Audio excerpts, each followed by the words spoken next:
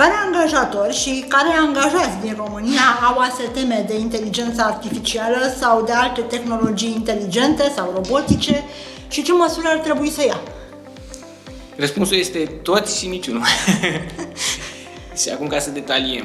În principiu toată lumea are de îmbunătățit și recomandarea este să se uite la toată această schimbare, similar ca atunci când în agricultura se făcea nemecanizat, când a venit Revoluția Industrială și în loc să se facă agricultură au venit tractoare și mai departe, oamenii s-au speriat că nu vor mai avea locuri de muncă. E doar o schimbare, așa cum se întâmplă în univers, energia se transformă, e doar o transformare. Recomandarea mea către companie să se uite dacă au bugete și își permit să implementeze tehnologiile de inteligență artificială. Dacă nu au, poate găsesc o cale să obțină acele bugete, să-și facă rost de bugetele respective.